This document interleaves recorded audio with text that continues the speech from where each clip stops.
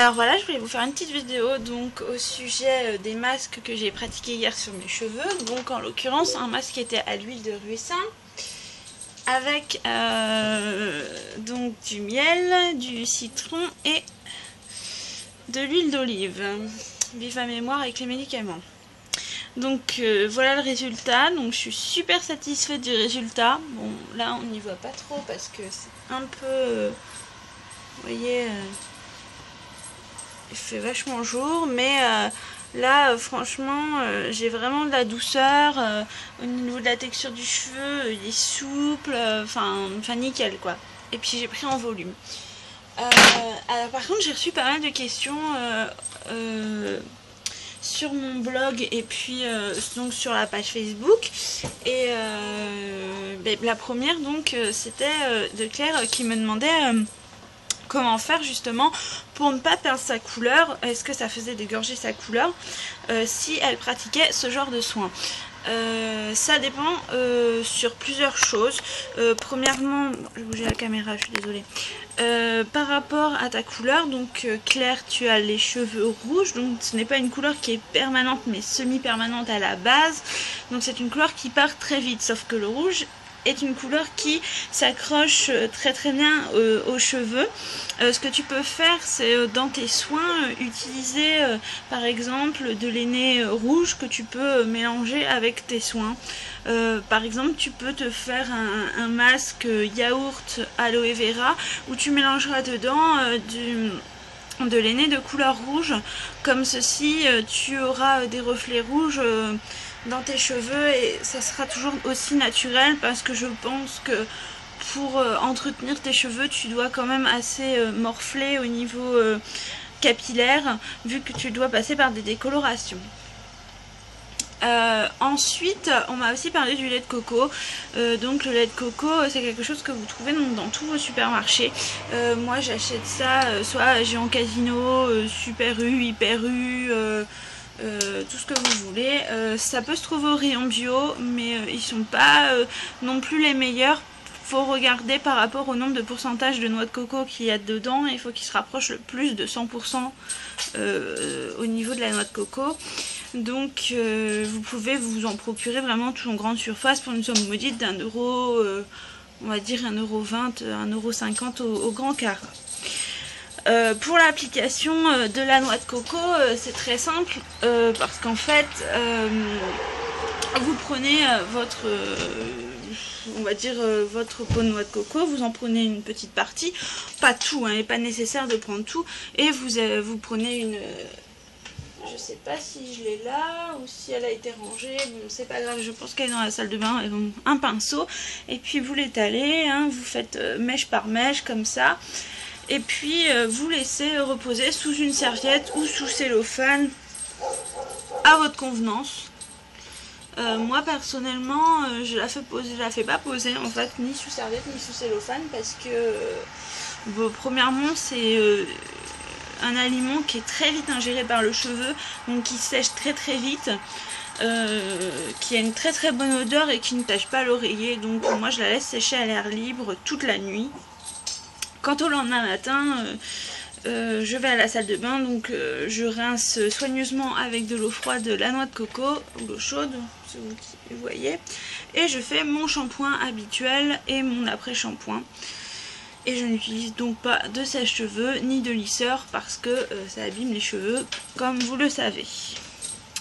Donc c'est vraiment quelque chose de très simple, vous le faites une cure qui va durer 1 mois, 2 à 3 fois par semaine, donc par rapport aux fréquences où vous lavez vos cheveux, ce qui n'est pas compliqué du tout, et qui est vraiment très très très écologique et très biologique, puisque vous n'avez ni conservateur, ni parabènes, ni silicone qui agresse vos cheveux, comme un après-shampoing ou un soin qu'on peut trouver en grande surface d'une marque X. Ensuite, on m'a demandé s'il y avait quelques masques pour la chute des cheveux. Pour la chute des cheveux, j'ai lu sur internet, donc l'huile de ricin fortifie le cheveu, donc évite la chute des cheveux, et qu'on peut le combiner avec de l'huile de coco et de l'huile d'olive, ce qui fortifierait fortement le cheveu. Si vos cheveux graissent, vous pouvez utiliser le citron puisque le citron assèche le cheveu et donc le rend plus brillant. Et c'est pas qu'en surface, par contre il éclaircit le cheveu, on va dire, que vous pouvez utiliser aussi avec du miel et de la camomille si vous voulez avoir un éclaircissement naturel au niveau de vos cheveux, par exemple pour l'été. Enfin moi par exemple, vous voyez mes cheveux sont très foncés à la racine puisque je suis châtain foncé et plus clair à la base parce que j'ai une ancienne coloration. Alors en fait j'étais rousse, sauf que j'avais refait une coloration chocolat, bon elle a déteint, donc forcément ça a donné un genre de auburn. Là on n'y voit pas très bien, ça fait un peu des reflets roux, en fait ça fait un peu comme les cheveux de Kristen Stewart de Twilight. Et ça me déplaît pas du tout, sachant qu'en plus, sans le vouloir, je suis à la mode, vu qu'en ce moment, la mode c'est l'ombre et air, donc ombre et air foncé au-dessus et clair en dessous, en dégradé.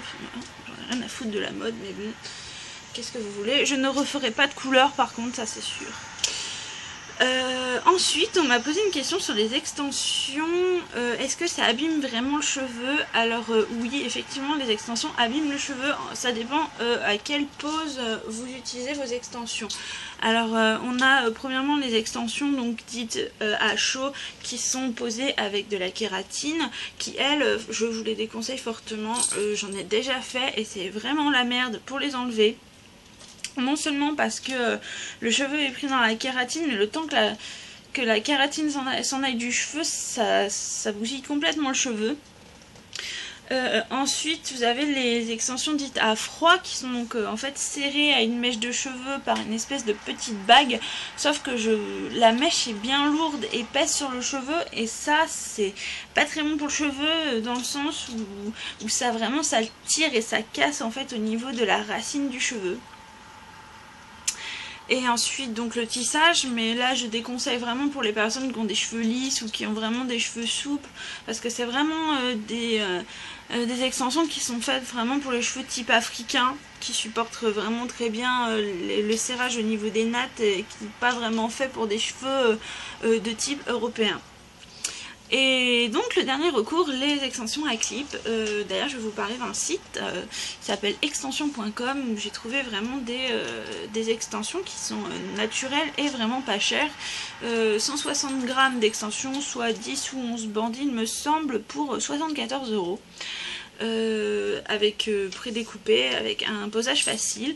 Je pense que par exemple pour quelques soirées ou pour une fois ou deux dans le mois, en avoir ne peut pas vraiment faire de mal à vos cheveux tant qu'elles sont pas utilisées vraiment tous les jours et qui alourdissent vraiment au niveau de la racine et la casse. Mais le mieux reste quand même la pousse naturelle au niveau du cheveu. D'ailleurs, par contre, en reparlant, j'ai oublié pour la noix de coco, le lait de coco, ça favorise l'ondulation du cheveu. Enfin moi perso ça marche pas parce que moi j'ai les cheveux super lisses et raides comme des baguettes de tambour, donc c'est pas chez moi que ça frisera mes cheveux. Sachant qu'au début de l'année, c'est-à-dire au mois de février-mars, j'avais les cheveux jusqu'à là, à peu près jusqu'au nez. Ils ont quand même plutôt pas mal poussé et puis j'ai pas envie de regâcher mon potentiel de pousse pour avoir des cheveux ondulés ou faire des permanentes qui vont me défoncer les cheveux. Ensuite, qu'est-ce que j'ai eu d'autre comme question? Faut que je regarde parce que je me souviens pas de tout.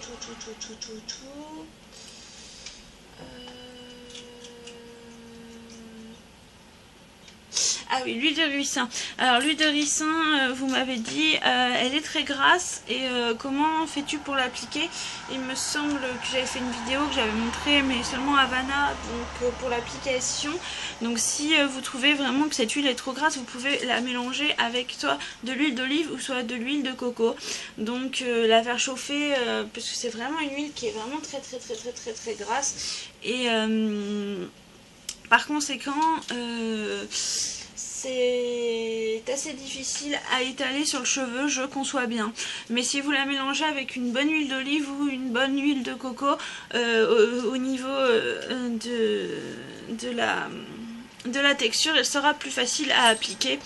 Surtout, vous l'appliquez bien surtout au niveau des racines et au niveau des pointes pour donc les nourrir. Pour le reste de cheveux, vous pouvez utiliser un masque. Moi, comme j'ai utilisé le miel avec le citron et l'huile d'olive pour bien nourrir le cheveu, vous laissez poser, enfin moi j'ai laissé poser 2h30 il me semble. Je n'ai pas laissé poser toute la nuit parce que, pas comme la coco en tout cas, je préfère faire comme ça. Et puis le résultat de toute façon est toujours bien parce que après j'ai bien utilisé mes shampoings bio et ça s'est super bien passé. Et après j'ai laissé le séchage libre dans la serviette attacher mes cheveux. Une autre question que j'ai reçue, comment tu fais pour entretenir tes cheveux avec tes problèmes alimentaires? Alors effectivement, par rapport à mes troubles alimentaires, il est vrai que j'ai eu des cheveux qui ont beaucoup souffert, sachant que je suis en partie boulimique, c'est-à-dire que, comme vous savez, j'ingurgite des quantités de nourriture astronomiques et je me fais vomir. Et j'avais beaucoup de carences au niveau des cheveux. Et ils tombaient vraiment par poignée, en fait, à chaque fois que je passais mes mains dans les cheveux. Mais depuis que je me suis mise au bio, et franchement je peux vous le montrer au jour d'aujourd'hui, sachant encore que je suis toujours en problème à ce niveau de troubles alimentaires et de bipolarité, quand je passe ma main dans les cheveux, je n'ai aucun cheveu qui part.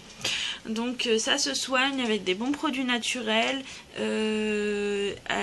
Donc ça c'est un message pour toutes celles qui ont des problèmes alimentaires, dont anorexie, boulimie, et qui à cause de leur carence due à leur vomissement ou donc à leur manque de nourriture, puisque comme vous le savez, hein, vous restreignez beaucoup pendant certaines périodes et pendant d'autres vous mangez et vous vomissez.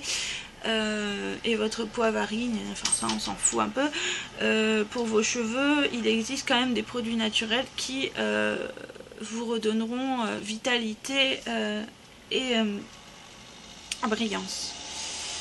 J'avais aussi une autre question. Je suis désolée, j'ai pas toutes les questions en tête.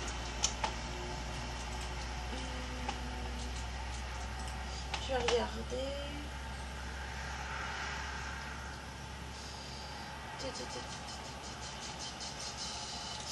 Qu'est-ce que tu penses de Lush? Lush pour moi c'est pas bio. Pour moi j'achèterais pas Lush. Pour moi Lush c'est de la merde. Enfin je vais pas dire non plus que c'est de la merde, mais pour moi c'est pas du tout ce que je recherche dans un produit. Lush a un rapport qualité-prix qui pour moi ne vaut pas la peine d'aller acheter. Non seulement parce que si on regarde bien la composition des produits qu'il y a dans les produits Lush, on se rend vite compte qu'ils utilisent des matières organiques animales. Donc pour des personnes qui se font prendre pour des bio ou des véganes, je pense qu'ils se foutent un peu de notre gueule et que forcément c'est de la publicité mensongère. Et j'ai déjà testé en fait via ma meilleure amie un shampoing Lush et franchement j'ai pas eu du tout l'effet escompté des produits que moi je faisais moi-même avec des produits naturels, complètement bio, agriculture biologique, ou justement avec des vieilles recettes de grand-mère qui jusqu'à là ont fait leurs preuves au niveau des cheveux.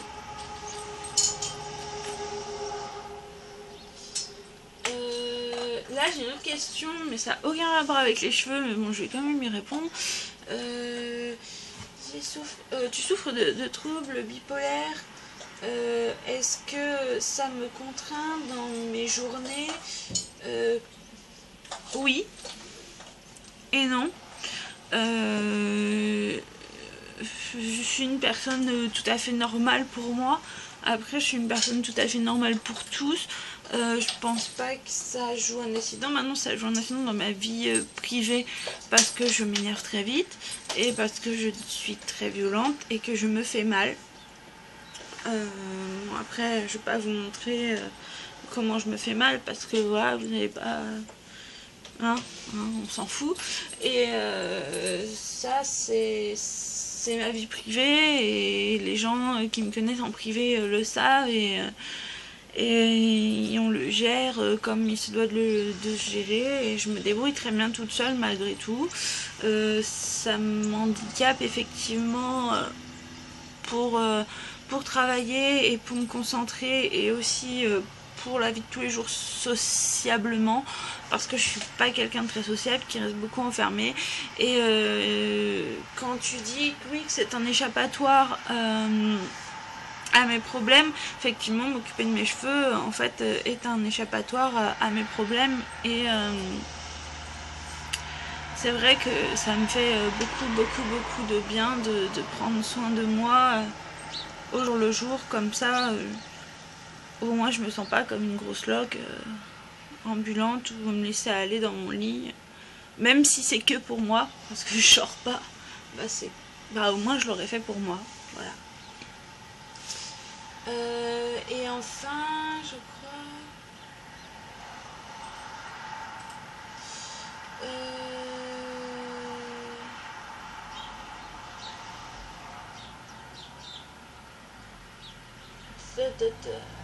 faut que je retrouve la question. It's complicated.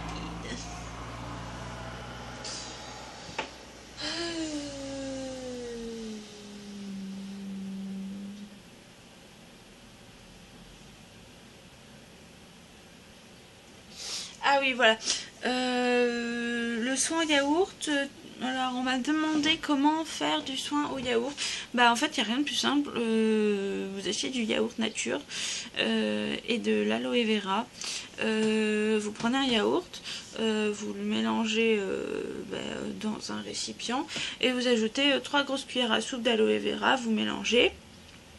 Vous pouvez garder le mélange au frigo, hop, vous posez sur la tête, vous laissez passer toute la nuit, et puis le lendemain matin, vous faites votre shampoing.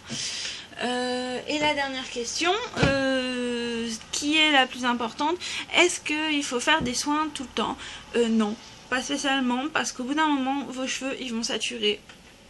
Alors il faut leur laisser des moments de pause où il faut alterner entre plusieurs soins ou plusieurs shampoings qui diffèrent selon l'état du moment de vos cheveux.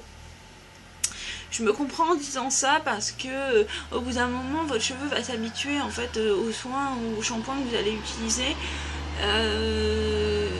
et puis des fois certains shampoings ne vont pas à tout type de cheveux et vont à d'autres, donc il faut parfois un peu changer et laisser un peu reposer le cheveu, donc en le laissant un petit peu respirer, on va dire, puisque tout ce qu'il assimile au bout d'un moment, évidemment comme tout, il peut saturer. Alors ce qu'il faut faire, c'est laisser un peu se reposer.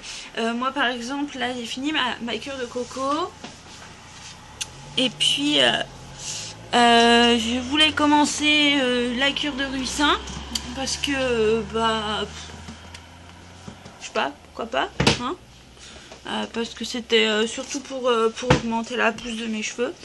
Mais je pense que je vais me laisser tenter pour acheter sur extension.com les extensions à clip en attendant pour le jour de l'an. En plus, ils sont en promo à 74 €, donc pourquoi pas. Et puis comme ça me ferait une occasion d'avoir un petit peu les cheveux longs. Et puis je voulais trouver le même look Lady Gaga pour faire dans les cheveux, parce que bon, je sais le réaliser en coiffure, mais le souci c'est que j'avais pas envie d'abîmer mes cheveux en la réalisant, parce qu'il fallait crêper ses cheveux. Et moi j'ai pas envie de crêper mes cheveux, donc je voulais le trouver en déjà fait, ce que j'avais déjà trouvé, sauf que là je le trouve plus en brun mais que en blond. Ça m'embête, c'est dommage, donc je vais un petit peu approfondir mes recherches. Alors si vous savez où je peux en trouver un, écoutez, ça me ferait plaisir que vous me le dites.